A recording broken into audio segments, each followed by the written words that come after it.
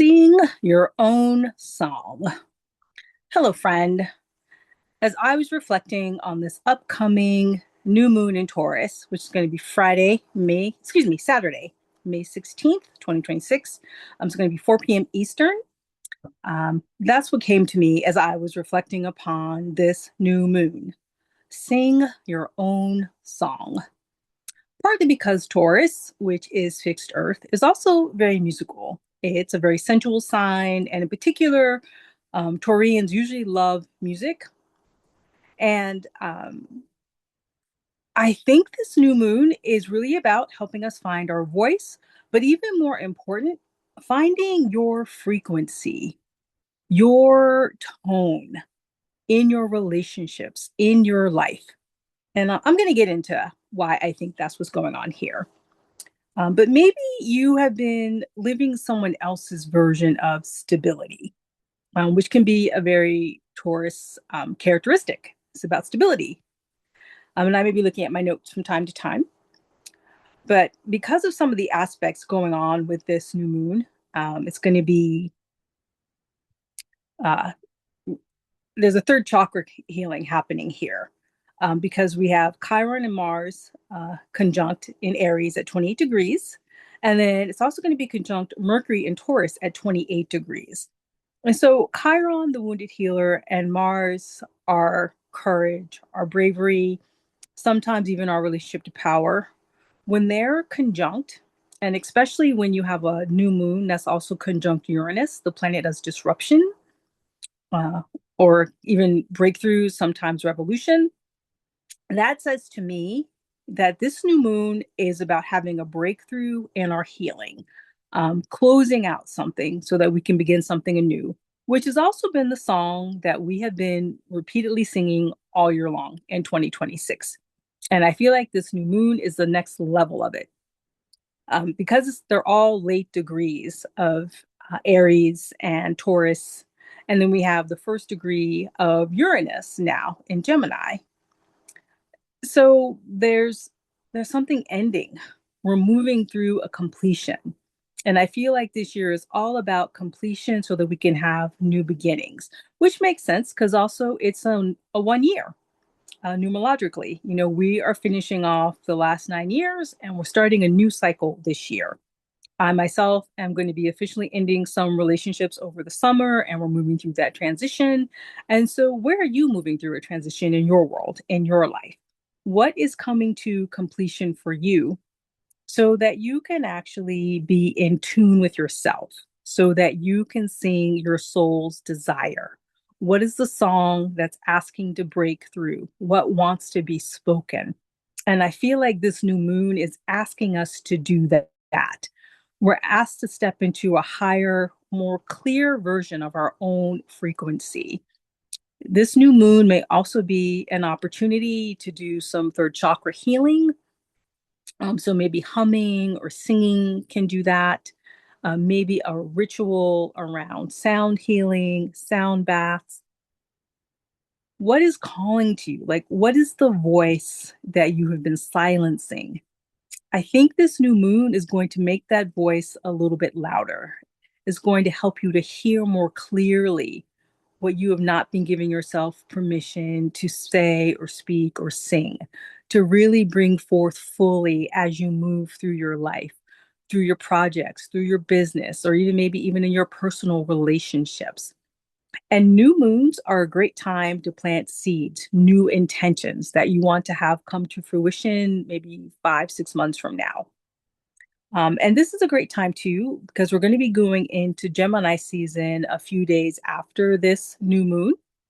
And Gemini season is great because it's going to give us a lot of energy and momentum times to get things going. The second half of June, we're going to be moving into the next Mercury retrograde. It's going to be the pre-shadow period, that last half of June. And then the first week of July, Mercury is going to go retrograde. So I feel like this time between the Taurus new moon and most of June is a really good time to get things done before Mercury begins to slow down. So this is a good time to really start putting things in motion if you haven't already done so, or if you have things that have gotten some momentum to keep building on that momentum. The energy of May is really about showing up for yourself, showing up for your dream. And in that process of showing up for who you are, you can begin to really hear and feel who you really are, the truth of your soul, your frequency that is asking to really shine through, to come into harmony with what is working for you and with you. And in the process, what's not in harmony will probably fall out, or you will begin to see why certain people, certain situations, certain circumstances need to be released or let go. And I feel like it's because the energy, the cosmos, our spirit guides are asking us to be fuller, more true versions of ourselves. You don't want to be like Sleeping Beauty. I don't know about other people, but I hated the fairy tale Sleeping Beauty as a kid. And as a child, or even as a younger, like teenager, I couldn't understand why I was so angry about it. Like as soon as she fell asleep, it just made me so angry. But now, as an adult, I realized it was because her voice was literally silenced. And that made me so angry. I did not like that. This idea of a woman being silenced and then she gets her voice back by a guy kissing her. I just thought that was totally lame. Even though I didn't have the rationale for why I thought it was lame, just intuitively, it bothered me. And so maybe there are things in your world, in your life, where you feel like people have been silencing you, trying to make you the sleeping beauty of their world, and you don't want to fall for it. This new moon is probably going to bring that to the surface, especially with that element of Uranus. And then we have Mars and Chiron conjunct. I feel like that's going to be the impact that it has on us. That whatever is stifling our voice, whatever is making us feel like we are not allowed to show up and sing full out from our authenticity, we're going to be asked to bring that to the surface and to shove aside, put aside whoever or whatever is stopping us from doing that. And because of that fire element, the Aries with Chiron and Mars, it might feel a little spicy. I'm feeling a little spicy just thinking about it, and I feel like I'm channeling the energy of this new moon. And I say, if you're feeling that, find a way to tap into it, to use it for your advantage, to use it to help you sing out more fully and freely, to really embody your authentic frequency, sing your tune. That's basically what I have for this new moon. I apologize. I should have introduced myself sooner. I'm Darice of Moon Life Illuminated. I talk about astrology and how we can use it as a way to heal ourselves emotionally, spiritually, mentally, and really just to help people be more themselves. And also a way to just navigate the stress and anxiety of our times. I like to use astrology as a way to support us on that journey. I ultimately feel like that is what astrology is about. New moons and full moons in particular, I feel like are very useful energies to work with in terms of helping us become more of ourselves. I love the support that we get behind the astrology or from the cosmos, from the moon. I also have my own Skool community. If you'd like to check that out, it's only $9 a month or $50 a year. It's a great way to have community. We meet once a week and come together and just to connect, to support one another, talk about the astrology, and also just other things that are going on in our world. I also do have one-to-one sessions. I have a 30-minute session called Witnessing You. And that's just $30. It gives you a taste of my longer You Illuminated session, which is 90 minutes. I'm also currently developing a special one-to-one VIP offer. It's a 5-hour experience with me. And so if you join my mailing list, you'll learn about that as well. And I also have my free ebook linked below, Harnessing the Efficiency of the Moon. So it gives you a better understanding of how you can move through your days, organize your time around the cycles of the moon. It's helped me become more efficient in how I balance my time, my activities, and also how I can work with the energy of the moon and the cosmos.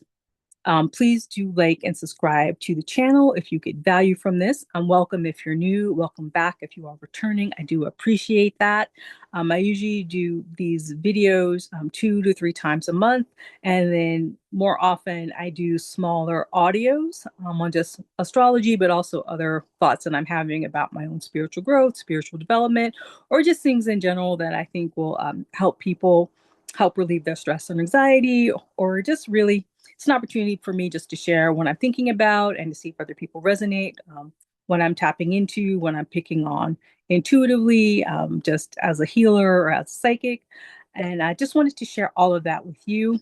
Oh, and again, for this new moon, instead of a traditional new moon ritual, I would really encourage sound healing. Maybe there's a sound healing community that you like, or you can do sound healing baths on YouTube, or you can even pull up sound healing albums on Spotify or Apple Music. I'm not sponsored by any of these people, but that's just what came to mind. I think that might be really helpful to get into a meditative state and to listen to some sort of sound healing, or even do some humming or vocalizing as well. Maybe even singing could be part of your new moon ritual with this Taurus new moon. But find your voice, and I'm encouraging you to find it from the space of really tuning into your own frequency, your soul's frequency.